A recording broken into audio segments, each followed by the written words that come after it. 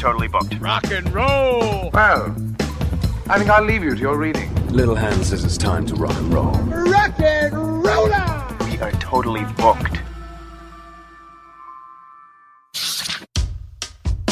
Welcome back to the Booked on Rock podcast. I'm Eric Senich. Make sure you give us a 5-star review and subscribe to the podcast. Go to bookedonrock.com to find out all of the platforms where you can listen and subscribe. Author William Irwin is our guest to talk about his new book, The Meaning of Metallica, Ride the Lyrics. More than 40 years since their formation and 125 million album sales later, Metallica is as relevant as ever. Much has been written about the band, but The Meaning of Metallica is the first book to focus exclusively on their lyrics. Their mighty guitar riffs and pounding drums are legendary, but Metallica's words match the intensity of their tunes. Lead singer James Hetfield writes rock poetry dealing with death, war, addiction, alienation, corruption, freedom, religion, and other weighty topics.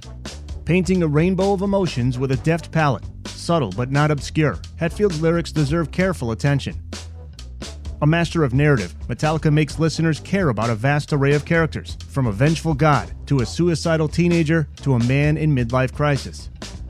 The Meaning of Metallica is like a riveting conversation with a close friend, a thematic tour de force that traces Hetfield's lyrical development across the decades. This companion examines everything from deep cuts like Confusion to megahits like Enter Sandman. Sure to spark debate and discussion, The Meaning of Metallica provides a close reading of lyrics, dense with details and rich with allusions. William Irwin is a philosophy professor, literary critic, and heavy metal scholar who teaches at King's College in Pennsylvania. The books in his pop culture series, including Metallica and Philosophy, Seinfeld and Philosophy, The Simpsons and Philosophy, and The Matrix and Philosophy, a New York Times bestseller, have sold over 1 million copies. A playlist of all the songs we discuss in this episode is on our show notes page. Hi, Bill. Welcome to the Booked on Rock podcast. Hey, thanks for having me, Eric. Pleasure to speak with you. There are many books on the music of Metallica, but this one focuses on the lyrics of James Hetfield. You write that his lyrics are worthy of the same attention that Bob Dylan's receive. James, he's never received his due, however. Why do you think that is? Well, I mean, part of it is generational, right? So, I mean, the comparison to Bob Dylan will seem grandiose to a lot of people. How could you compare anyone to Bob Dylan? But part of it is generational. Dylan just got the Nobel Prize, right? And it didn't happen 20 or 30 years ago. And part of it, I think, is sort of elitist snobbery in a way, that the genre of music, metal, has had its nose turned up by the sort of music establishment, as you see in places like the Rock and Roll Hall of Fame, etc. And so the idea of taking seriously the lyrics of a metal artist probably doesn't get on the radar of a lot of people, but it's time to remedy that. When did you first recognize his lyrics as something that really connected with you? When did you become a fan? Right at the beginning. I date back with the band to 1984. Their first album was 83, Kill 'Em All. The first album that I heard was Ride the Lightning. And I was 14, Beavis and Butthead type kid with my friend Joe. And he was a step ahead of me on that. He got the LP, Ride the Lightning. And as we all did back in the day, he made a cassette tape of it for me. And I listened to it. And I was hooked and went out and got my own vinyl copy. And although I was a goofy Beavis and Butthead type kid in a way, I was also a strange mix of sort of morose, emo, could have been listening to the Smiths or something, I suppose, if I went another direction. And so the song that first spoke to me on that album was Fade to Black, which is a suicide song that for me and for many, many other people has inspired hope rather than inducing suicide as the sort of parents and authorities might have feared at the time. So right from the beginning, listening to the music, it was clear, right? This is heavier, faster than anything I had heard before, but it was also deeper. And so the lyrics have been important to me right from the start. Pretty honest, too, lyrically. He's transparent. James wasn't the type to sing about sex, drugs, and rock and roll. This was some powerful stuff. Any particular lyric that really stood out to you in that song, Fade to Black? Well, I mean, just off the top of my head, there's the line, I was me, but now he's gone. And I was feeling that at the time, that somehow I had lost the person that I was. I was in the middle of sort of a crisis, having been raised in a religion that I didn't really believe in anymore, having played sports growing up, but no longer being big enough or athletic enough to really play sports anymore, and just really feeling lost and depressed and despairing. And so that really spoke to me. And that song itself was not written by Hetfield in the midst of real clinical depression or despair, but really a temporary case of the downs or the blues after some equipment was stolen. But he was able to do what great writers and artists can do, is put himself from that bit of emotion into the mindset of somebody who is in the pit of despair, and he captured it better than most people could who had actually felt that. Yeah, we'll get into that song a little bit more as we get into the book. You make it clear up front that this isn't a book where you are saying you know for a fact what these songs are about. This is your own interpretation, and you're also open to opinions. You give out your email address and your Twitter handle in the book, and you say, have at it. Let me know what you think. Yeah, that's right. I mean, this is a conversation. The best compliments that I've received from people who've read the book is that it reads like a conversation with a friend. Unfortunately, it's a bit of a one-way conversation because I'm doing the writing and the talking, but the ideal reader response is thinking along with it and saying, yeah, I agree with that. I disagree with that. No, this is missing. So I read a lot of books, as you do, Eric, and I often will write to an author after I finish the book and tell him or her what I liked or didn't like. And sometimes a friendship, and sometimes a dialogue springs out of that. And sometimes, too often, I just get ignored. So I promise anybody who's reading the book that if you contact me through email, and the email address is in there, or DM me through Twitter, I'll get back to you. We may not become lifelong friends, but you never know. If you read the book and it feels like a conversation, I'd love to continue it. Yeah, because at the end of the day, we're all Team Metallica here. We're not looking for any... Yeah, I like to think so. Yeah. It's a family. There are disagreements and spats and that sort of thing. But yeah, Team Metallica, maybe that's better than a family.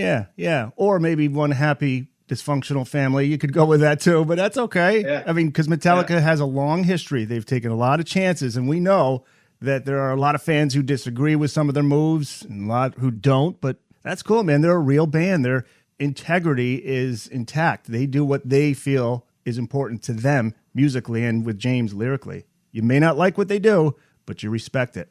Yeah, so I mean, you mentioned right at the start about honesty, and I think that's a guiding virtue for the band, and primarily for Hetfield with lyrics, right? And from Master of Puppets, the closing track, Damage Incorporated, has the great line that was emblazoned on T-shirts and things: "Honesty is my only excuse." And, that was the calling card on that album, about how we're going to do things on our own terms and go against the grain until the end. And the hardcore fans like myself at the time were psyched up with that. And some of us were not so happy with some of the choices and changes that they made along the way, judging them as not honest. But in fact, I think in retrospect, the choices were not calculated, even though they might have seemed like that to some people at some times, as moves for greater popularity or whatever. Selling out. The mid-90s was the accusation. So they've done what they wanted to do. And, as we'll talk about, I'm sure, by the time you get to some of those albums that are anathema to some hardcore fans, the honesty on them and the lyrical integrity is even greater than on the earlier albums. Yeah, and we will also address his reaction to the criticism, too, as we get into this. So let's start with religion. A lot of subjects that James attacks on his songs lyrically, and you explore them throughout this book, starting with religion. What religious upbringing did James have?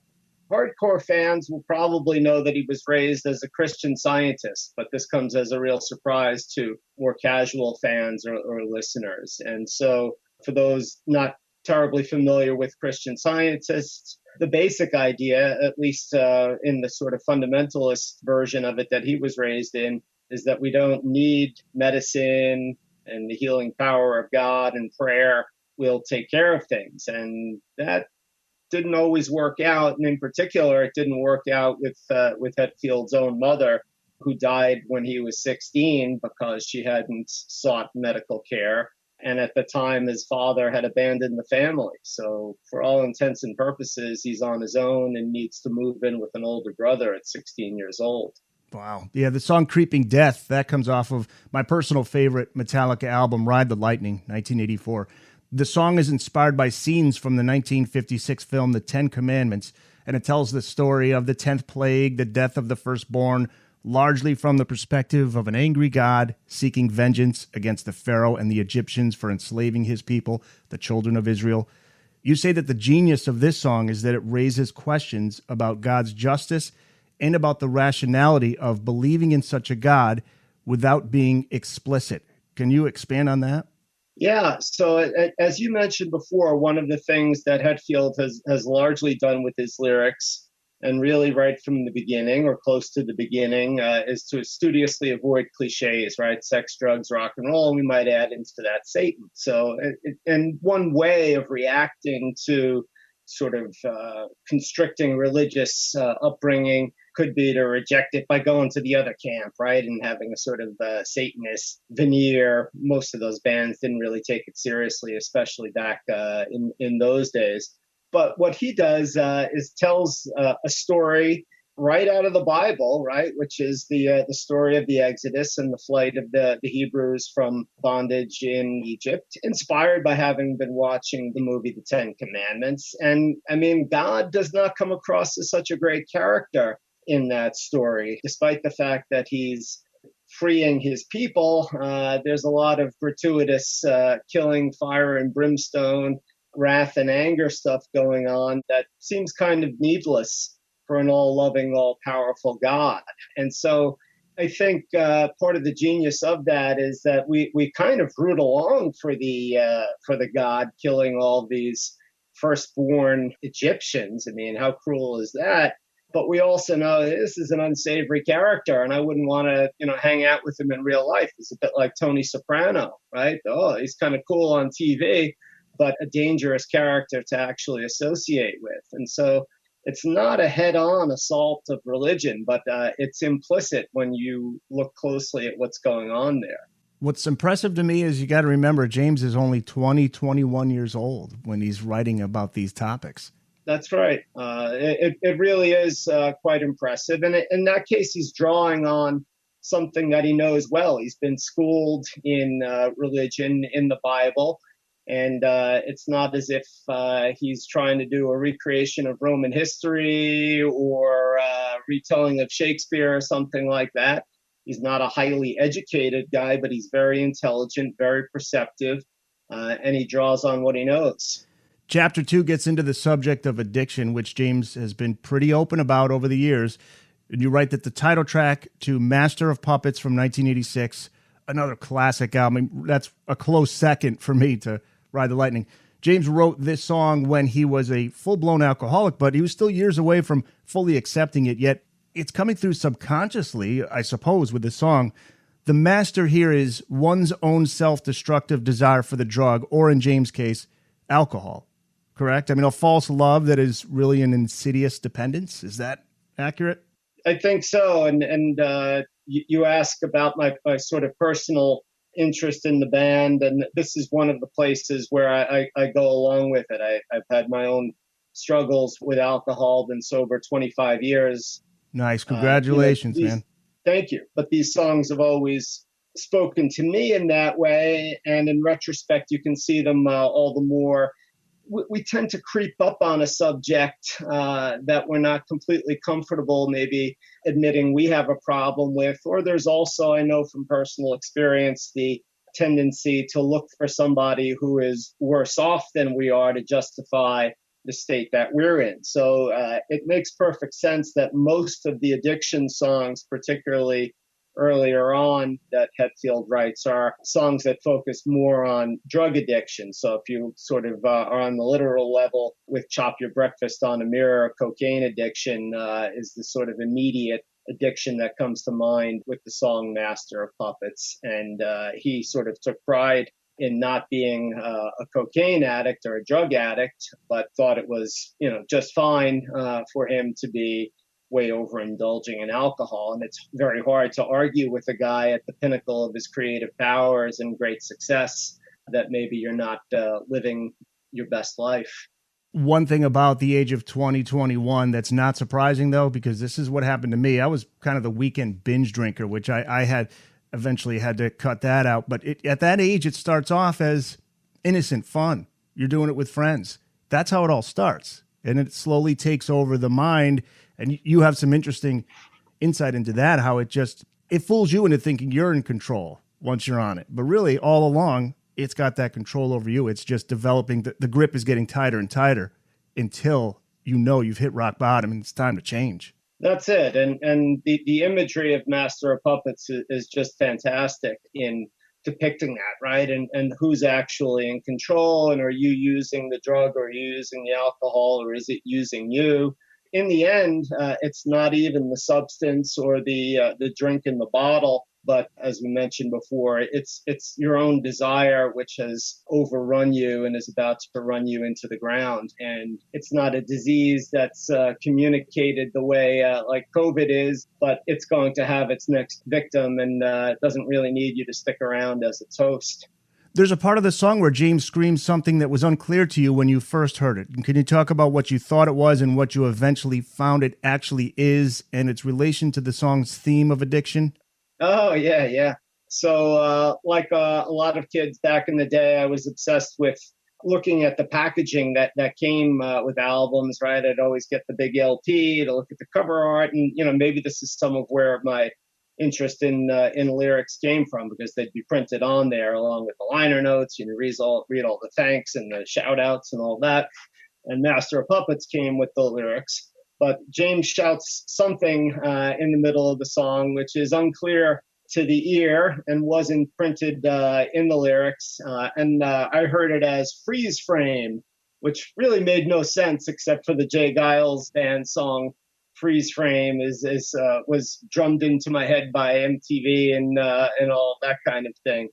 And my friend Joe, Beavis to my Butthead or Butthead to my Beavis, somehow heard Ace of Spades, right? The Lemmy Motorhead song. That couldn't be, because there were too many syllables in his answer. So I still think my answer is better, but it turns out to be Fix Me, right? Which makes perfect sense from the perspective of drug use, right? I need a fix, whether it be heroin, cocaine, or whatever the drug indulgence might be, right? And it's such an ironic piece of language, as if this were it's a temporary fix to a problem that it's actually going to worsen. Yeah, I think of it as a dual meaning. It's like either fix me, give me my fix, or somebody help me, fix me, because I can't get out of this. Yes, exactly right. Maybe it's a moment of clarity or cry out for help in the middle of the song. Yeah. Some later songs you explore in the chapter, including The House Jack Built and Cure from 1996's Load album, and Low Man's Lyric from 1997's Reload. What stands out about those songs in terms of the subject of addiction? It could be pretty easily missed for the casual listener who may not be all that tuned into lyrics, generally speaking. But The House That Jack Built is just incredible. It's a nesting sort of song, and it just depicts the ins and outs of the cycle of addiction.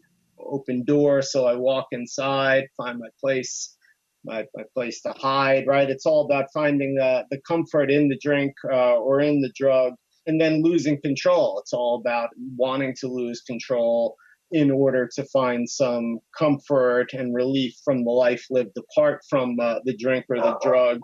And then the terrible cycle of waking up the next day and not really knowing for sure what you've done, or trying to take responsibility for it, and then going back through the cycle again and again. It's the name of a children's story from a long time back, or a nursery rhyme, The House That Jack Built. And Aretha Franklin had done the song, The House That Jack Built. But I like to think of it interpreted through this lens as Jack being Jack Daniels in a way, right? So the house that Jack built is sort of the life that alcohol built.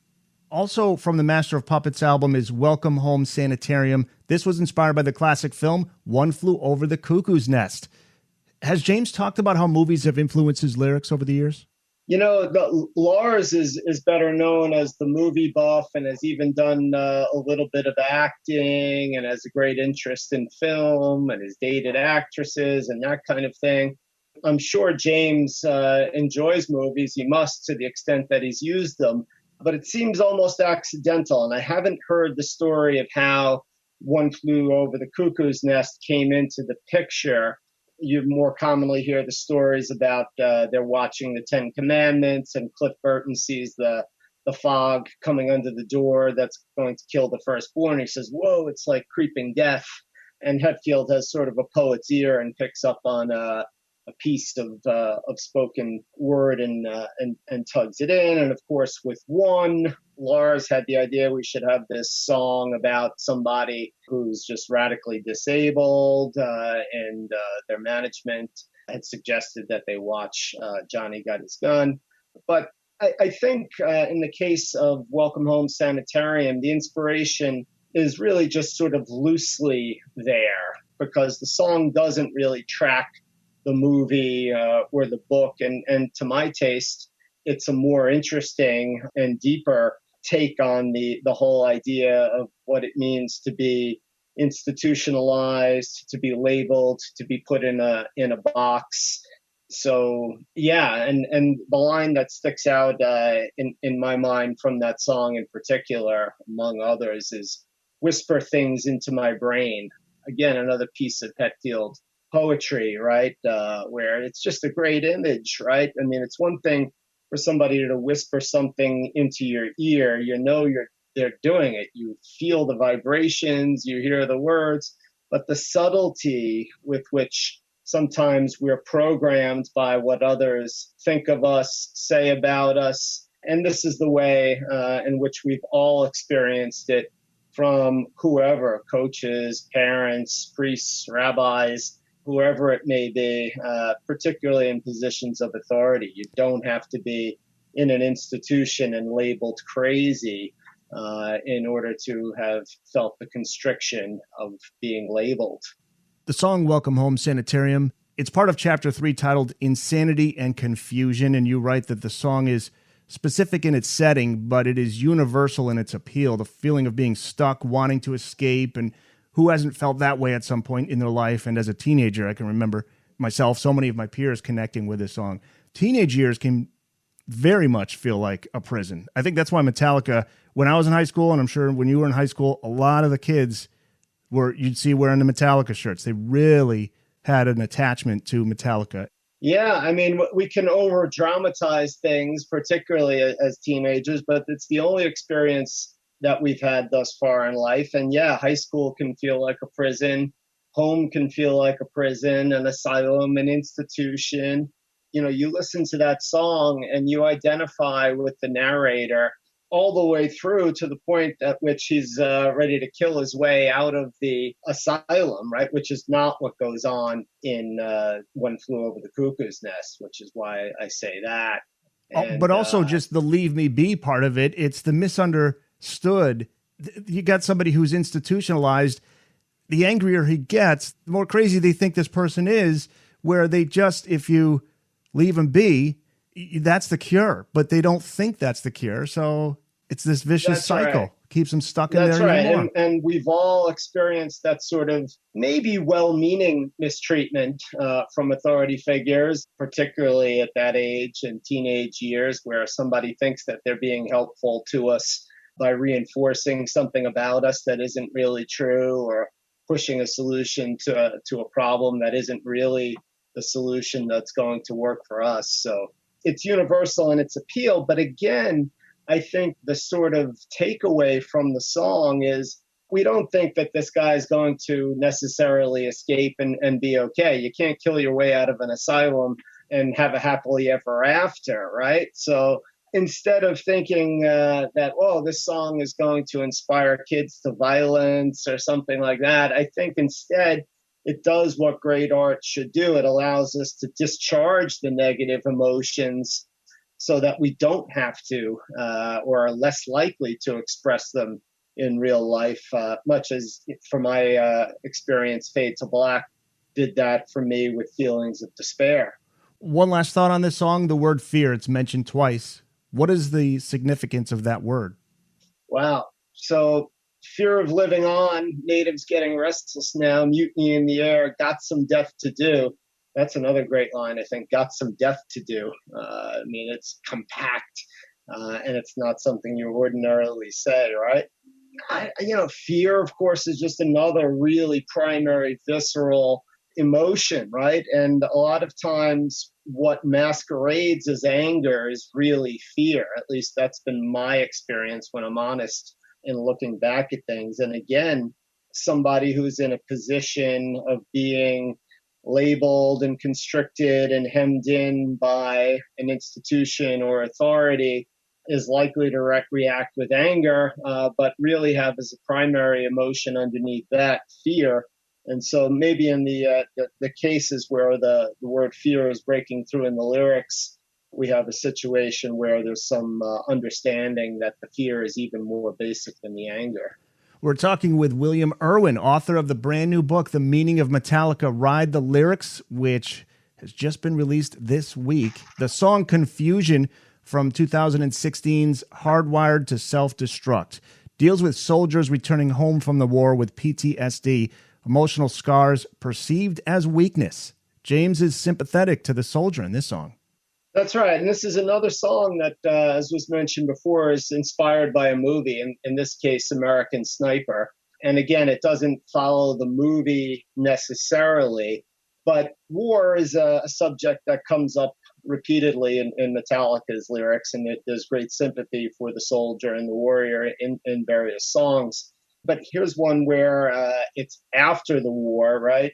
After the battle. And so it's looking at PTSD and all of the difficulties that a soldier returning from war, returning from combat faces. And again, it's universal in its appeal because although I may not be a combat veteran, the metaphor of life as war or life as a battle is one that we all employ and make use of, even if it's a bit grandiose and dramatic. And in a way, we're all scarred by life and all returning from the battle. And really what's necessary for one another is some compassion.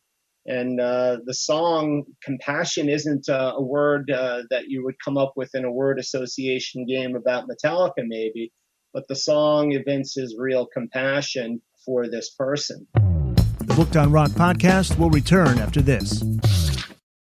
The Booked on Rock podcast is online at bookedonrock.com. Find a list of all the major platforms where you can listen and subscribe to the podcast. Link up to our social media sites. Find out the latest Books on Rock releases. Find your nearest bookstore. And if you want to reach out to us, you can contact us through our website, bookedonrock.com. Want to go back to the song Fade to Black now. This is the chapter on the theme of death. People thought James was singing about himself. You mentioned this earlier. It's about, what you say, he lost his gear? Yeah, that's the story that he's told, that the gear was stolen and, oh my God, what are we going to, right? So really ends up in that sort of pit of despair and makes use of the emotion as he's made use of a lot of his anger to channel through songs, right? But almost like an actor playing a role, puts himself in the mindset and really delivers with Fade to Black. Of course, you could imagine the soldier who's depicted as returning in confusion as the sort of person who might commit suicide and might have some of these feelings that are displayed in Fade to Black. And of course, there's an epidemic of suicide among returning vets and real mental health crisis out there. So it's salutary that he draws attention to that plight in that way. You bring up an interesting analogy to this song. I always think of it in terms of when I first heard it, which was when I was a teenager. I always think of the despondent teenager, but you write of an old man recalling that he once was a great athlete, but those days have gone. The old man, still himself, however. He's lost that sense of who he is and how he fits into the world. So it's interesting how this song can relate to people from youth all the way to old age. Yeah, I think so, right? I mean, suicide is not limited to the young. It's great that it's a subject that we speak about much more openly than we did perhaps back in the 80s when the song came on the scene. But people of all age are subject to depression and despair and a sense of loss. And it can be the old man feeling like life has passed him by and there's nothing left for him, just as easily as it could be the 16-year-old in the midst of an existential crisis or whatever. You make reference to subtle suicide in this book. There are different kinds of addiction to drugs and alcohol, and addiction to fame. Rebel of Babylon from the 2011 EP Beyond Magnetic, and how the character flirts with death differently. Subtle suicide. This was inspired by the tragic life of the late, great Lane Staley of Alice in Chains. Yeah, so that particular song is off of that EP that you mentioned, Beyond Magnetic, right? Sort of leftovers from the Deft Magnetic sessions. Some of those songs I actually like better than some of the songs on Deft Magnetic. The title of the album itself, though, Deft Magnetic, is a great image for this concept of subtle suicide, right? Which is a real ambivalence toward living, not exactly an active death wish, but a sort of passive death wish, right? So you're not dying to live, you're almost living to die. The song you mentioned, Rebel of Babylon, that in particular is inspired by Lane Staley. In the song, the narrator, the rebel, is a drug addict and kind of is romanticizing his own death wish, passive death wish that he's indulging through intravenous drugs and seeing how eventually it's going to lead to his demise and he'll live on after that. And it's an absolute shame. There's a song on Hardwired to Self-Destruct that continues in similar vein called Moth into Flame, which seems to have been inspired by Amy Winehouse living a sort of similar self-destruction, which could be labeled as subtle suicide. You refer to it as an overdose on shame and insecurity. That's it. That's the lyric. And, you can see how what's driving it is these negative feelings, right? It's a desire to be larger than life, fueled by or inspired by a feeling of being less than and not feeling right-sized and not feeling comfortable as part of the world. Needing the constant validation. Yeah, and that's the addiction to the fame, as the line goes in the song, and that's certainly something that Hetfield or anyone who's enjoyed the limelight has, found, and it's just human, right? We all need approval, and more these days, everybody's a star on Twitter or Facebook and needing likes and all of that kind of thing. It's a rush, but it really is. It's like a slot machine where you pull the lever and hope to win, and you get a rush because you could win, and you play the game over and over, and you lose in the long run. It's sad when you hear these artists say they play in front of 10,000 people, show ends, and they're all alone in a hotel room. And a lot of these guys, maybe they have kids, maybe they have families, but they're on the road. They're all alone. They can't even see them. They can't even be around them. Yeah, I'll tell you a book I read that was remarkable on that score is Rob Halford from Judas Priest, his autobiography, dealing with his experience as a gay man in the closet at the height of his fame, and just the absolute sadness and the absolute aloneness. Isolation, yeah. Yeah, amazing. One last quick note, too, on Lane Staley. I guess this is true. I remember reading it somewhere or hearing it somewhere that every single song he wrote about during his time with Alice in Chains, every single one was about his drug addiction. Yeah, I mean, if it's not explicitly about it, it's implicitly about it. I mean, he was, it was not like he was unaware of the problem. Crazy. Yeah. What a great singer, too. Outstanding band. Oh, my goodness. Metallica's association with the subject of war began for many when the video for One became a huge hit on MTV. One from 1988's Injustice for All A landmine has taken his sight, speech, hearing, arms, legs, and ultimately his soul. A life in hell. Here we have another song where lyrically it is inspired by a movie, this time 1971's World War I movie, Johnny Got His Gun. James had previously addressed war on the 1984 song For Whom the Bell Tolls. That inspired by Ernest Hemingway's 1940 novel of the same name, specifically a scene described in chapter 27 of the book. Right. One is inspired by the movie Johnny Got His Gun, as I had mentioned before. Lars had the idea that should have a song about somebody. He was calling this person would be a basket case, which is not a great description of it, but he had the idea that somebody who's so injured that they're cut off from their senses, and it's recommended to them that they check out Johnny Got His Gun. The reference to For Whom the Bell Tolls, Off Ride the Lightning.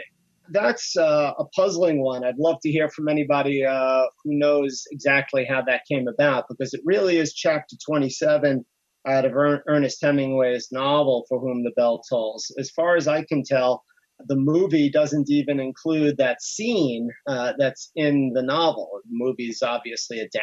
And so I don't know if James had read For Whom the Bell Tolls at some point, or somebody had recommended it. Cliff Burton was probably a bigger reader. He's the one who was the big H.P. Lovecraft Cthulhu fan. So it could have been, if I had to guess, and maybe I'm totally wrong, that Cliff Burton had read For Whom the Bell Tolls and had told James, read this, and it inspired it.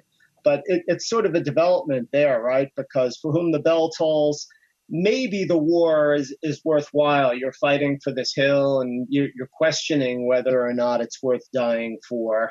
By the time you get to Master of Puppets, the album after Ride the Lightning that has For Whom the Bell Tolls, we get Disposable Heroes, where it's very clear that you're being treated as a pawn, as cannon fodder. And as you mentioned before, these songs are written during a time of relative peace, right? And there's no definite context for Disposable Heroes, but we can easily imagine it as Vietnam, and the Vietnam War had certainly come under its fair share of criticism by that point. And it looks like by the time you get to one, it really was the scenario of this person who's so badly mangled in war that they're deprived of their senses and deprived of their will to live and can't communicate it. That is the interesting part. And the war part is almost secondary. Though the movie that inspires the song, Johnny Got His Gun, is set in World War I, which of course itself was an unpopular war for the United States to enter into. Lots of protest, etc. And it's very much an anti-war movie that, of course, as you mentioned, from 1971, is meant as an implicit critique of Vietnam. The book is The Meaning of Metallica, Ride the Lyrics, which was just released this week. The author, William Irwin. Let's get into some of the songs from the Black Album, 1991. Don't Tread on Me. Did James do an about-face with this song? Because he seems to be glorifying war here. But your answer is no, and it's not that simple. What is this song about, and what is its inspiration? So as diehard fans will know from having seen the video for Nothing Else Matters, which was filmed in the studio in recording the Black Album. When they were recording the Black Album, they had the Culpeper flag as part of the background. And the Culpeper flag is a version of the Don't Tread on Me flag. And this is way before Tea Party or a lot of the associations that are more current. And so is the flag itself and the motto and the sort of American spirit behind that. The Culpeper flag goes back to one of the Virginia militias, I believe from Culpeper, Virginia. And just the idea that the British were taxation without representation and all of that led to the revolution. One of the ways it seems like an odd song in a couple of ways. For a lot of people, they don't particularly like the sound of it. It sounds a little bit different and a little discordant somehow on the Black Album. I've never felt that. But it seems a little bit out of sync with the largely anti-war message we see in earlier songs as we've been discussing.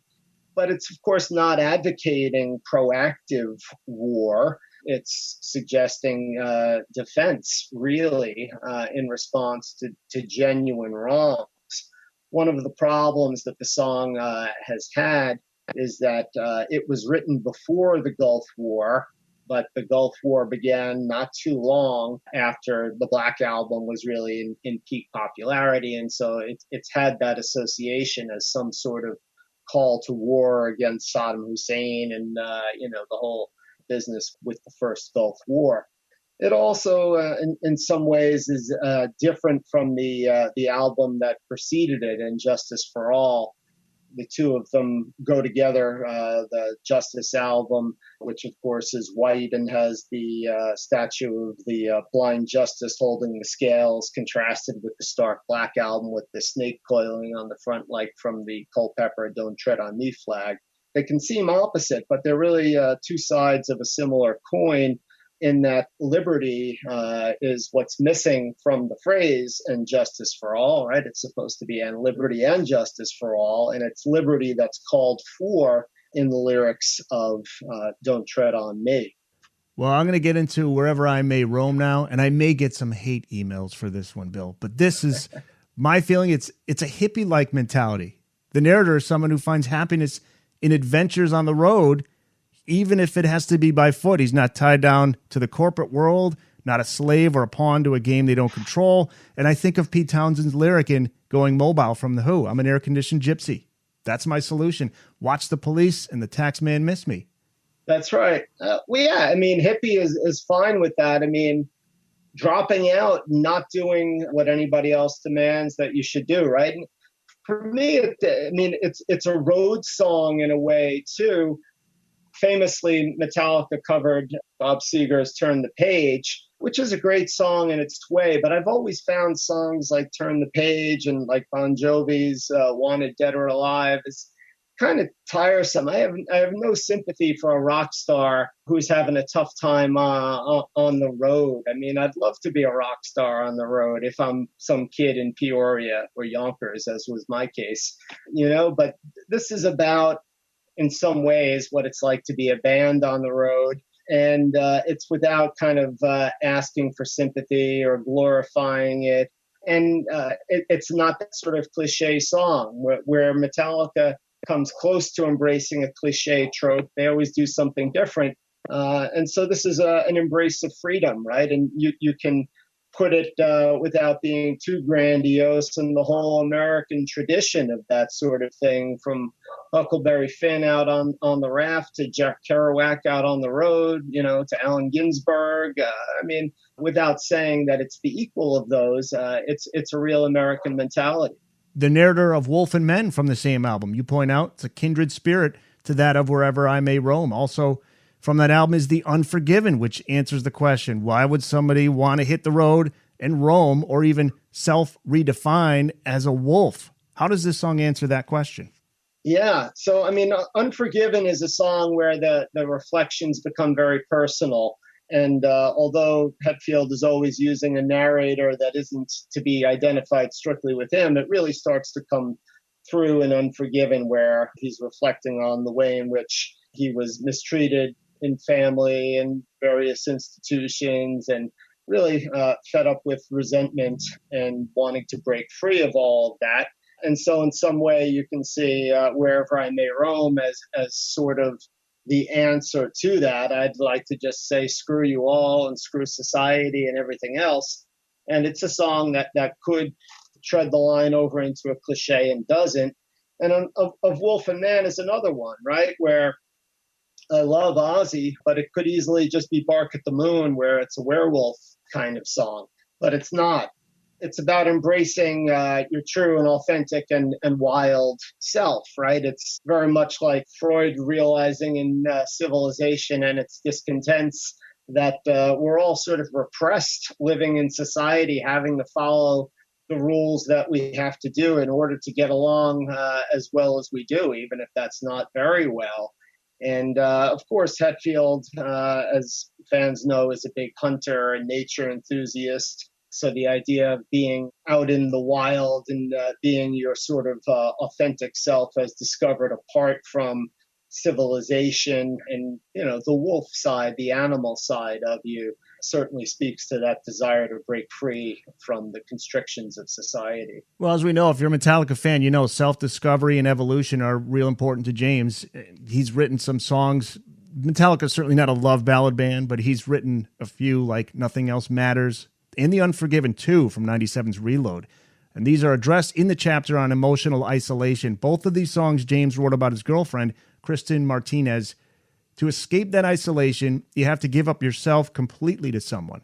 James found that once he did that, it's a new day. He's got a whole different view on life. Yeah, so the first of those two songs was written about his girlfriend at the time, or inspired by her, Kristen Martinez. That's not who he ended up marrying and being married to still.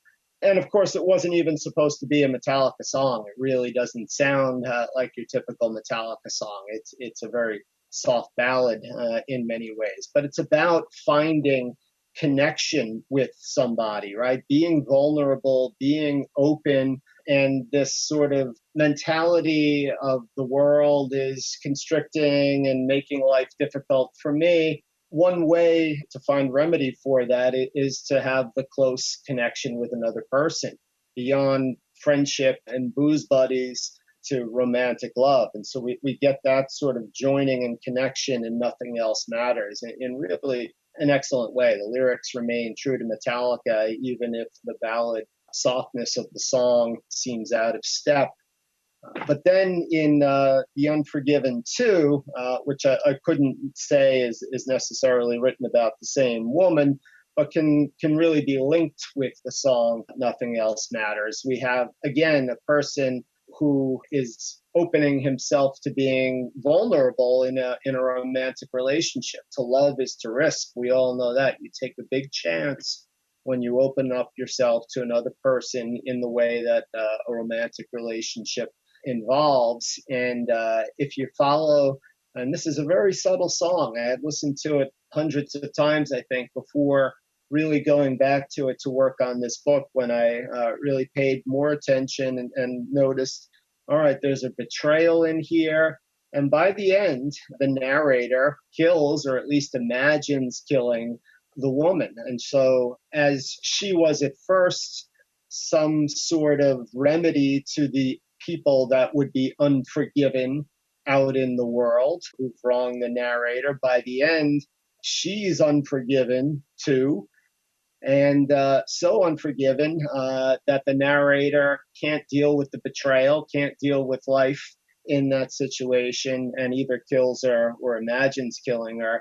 And again, this is the furthest thing from advocating violence. It's one of the great things, I think, about Metallica is that, again, one of the tropes or cliches they've avoided is the sort of misogyny that too many metal acts have been associated with. This is not a hating on women kind of thing at all, because when you pay attention to the way that the story ends, the narrator is completely to blame for what he's done.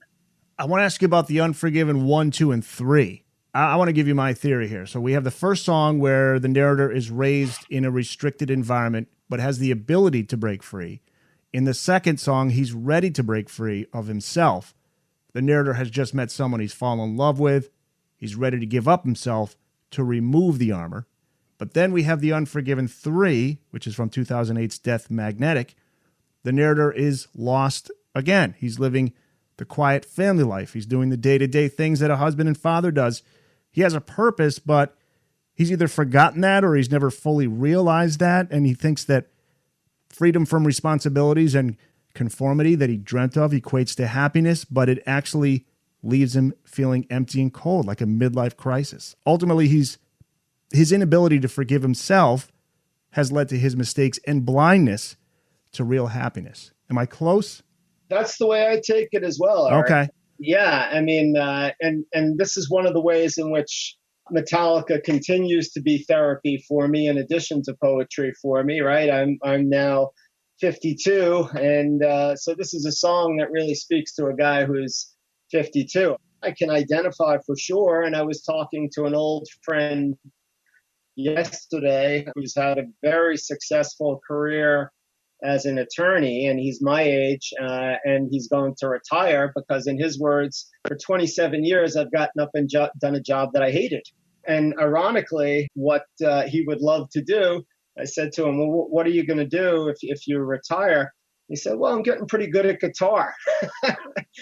And I don't think he has delusions that he's going to become a rock star. But between playing golf and playing guitar and whatever else, that's a lot less potentially harmful to the people in his life, right? Because in the song Unforgiven 3, the narrator really is abandoning family, friends, and everybody else who likely will have a difficult time forgiving him. But quitting your job and playing some golf and guitar might not be so bad by comparison. Got a chapter on control that deals with one giving up the war within ourselves. Give up the struggle, which leads us to the song The Struggle Within from the Black Album. But he's also keeping people at arm's length due to his insistence on control. This leads to isolation, and this is also addressed in All Within My Hands, which is from 2003's Saint Anger. Can you talk about how this quest for constant control affected James both personally and professionally? Because on All Within My Hands, he's talking about a former bandmate here. Yeah, so all within but Saint Anger in general hasn't gotten a lot of love for perhaps a lot of reasons, but All Within My Hands is a song that's gotten rehabbed, if you will. They've done acoustic versions of it, performed it with symphony, and I think it's getting more love these days. And that's a song, of course, that dates from the Saint Anger album. And for those who've seen the documentary Some Kind of Monster, about the filming, about the recording of that album and all the band drama around it, bassist Jason Newsted has left the band. And one of the reasons that he left the band, I think a primary reason, is just that Hetfield was so controlling and Newsted wasn't getting a lot of writing credits or opportunities. And that might have been okay with him because James was the better writer, but he then wanted to do a solo album or a side project, and Hetfield is restricting that.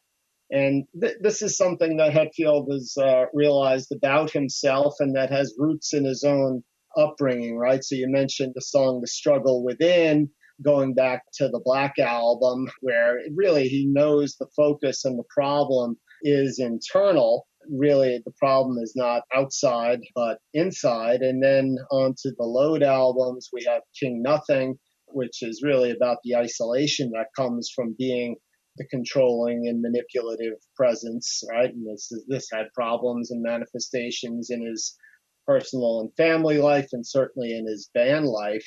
And then by the time you get to All Within My Hands, right, the imagery again is really nice. It sounds like something gentle and potentially loving, and this is something that I can really nurture, like a little nice baby chick in your hands or something. And it's actually become the name of a charity that Metallica is behind, the All Within My Hands Foundation.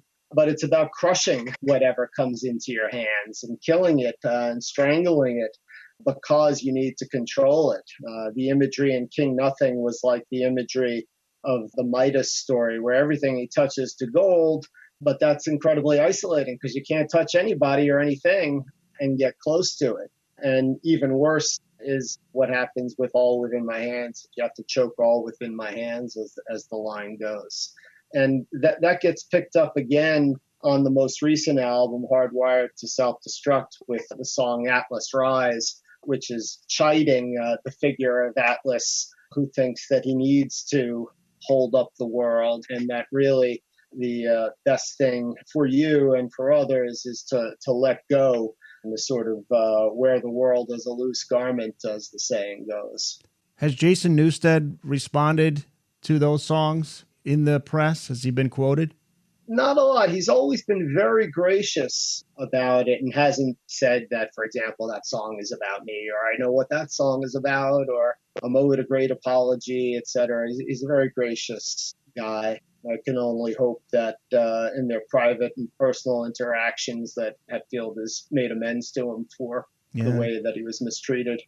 The backlash to the Saint Anger album was addressed by James with the song The Judas Kiss from 2008's Death Magnetic. And this is about something we were mentioning early in the interview about these guys, they're human. They were hurt by some of the backlash to the album. And James, he was kind of bummed out by it. Another one from the album is Broken, Beaten, Scarred.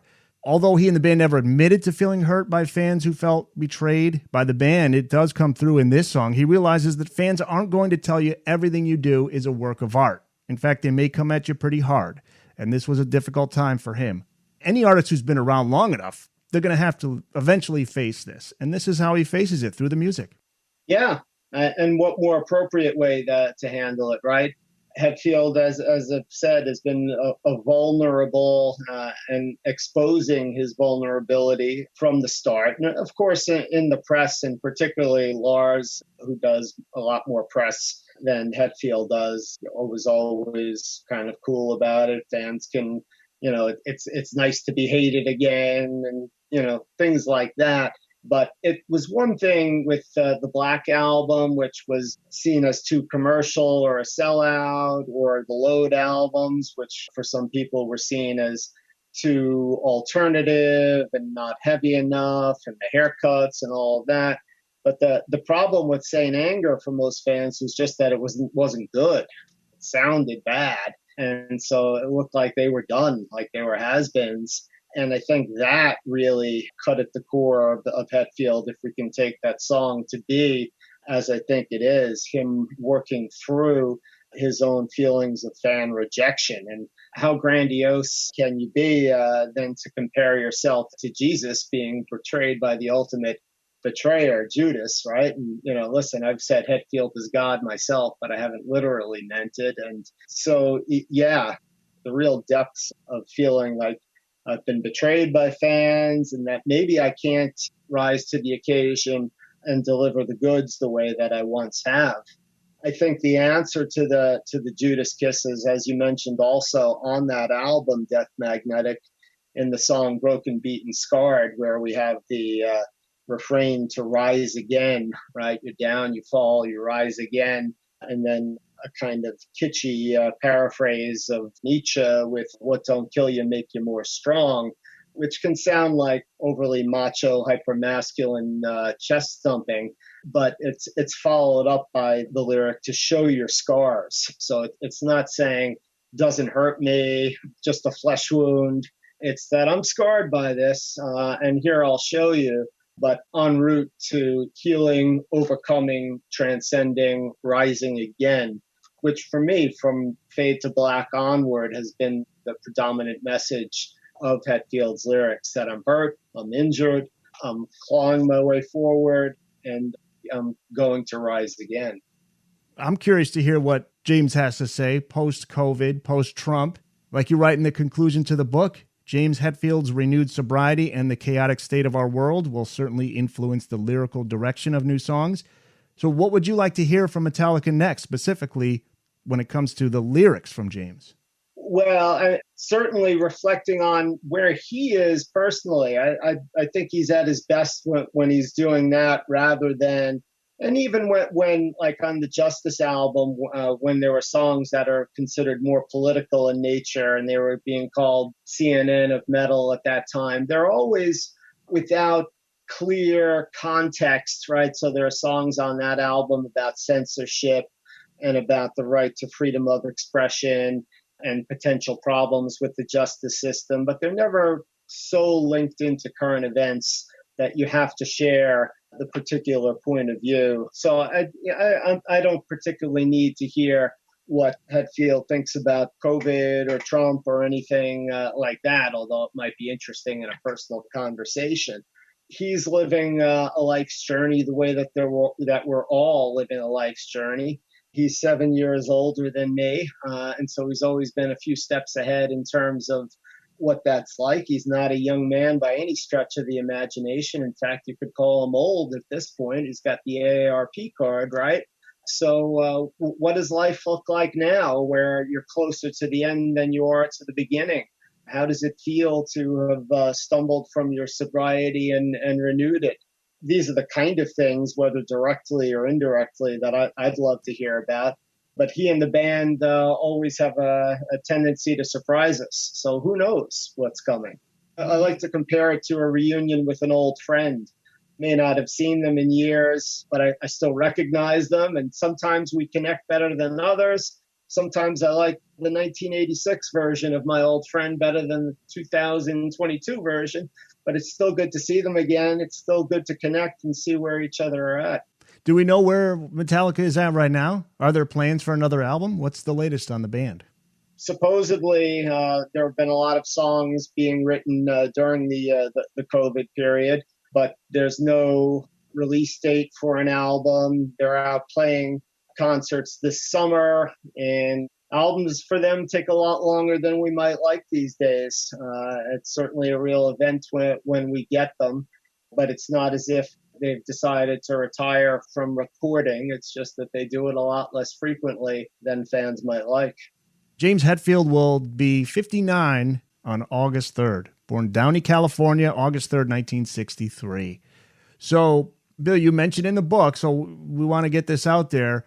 Your email address, your social media pages, you want to get those out there so people can send you emails and reach you on social media to give their thoughts on the book, on their favorite songs. What do you want? That would be great. Like I said before, the book is supposed to be a conversation, and I've had my say. So if you've read the book, my email address is William Irwin, my name, spelled with an I, IRWIN, at Kings, KINGS.edu. Send me an email. I'm a really good emailer. I won't neglect it. I'll get back to you. Less good at Twitter, but if that's your means of communication, I'm on Twitter at William Irwin 38.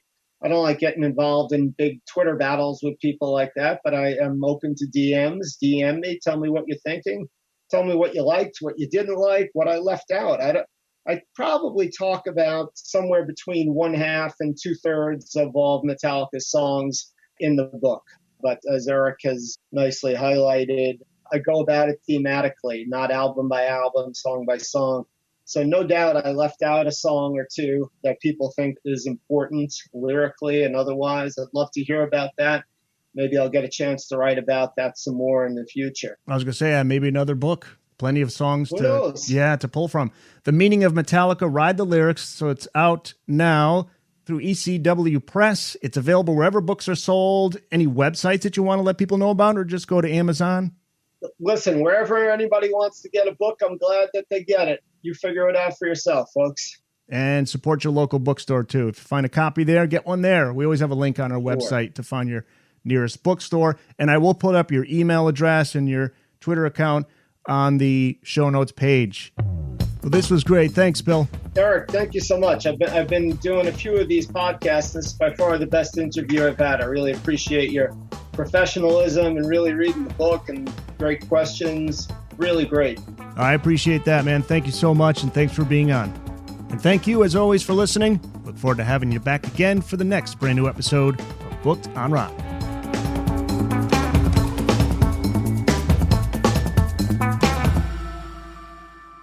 That's it. It's in the books.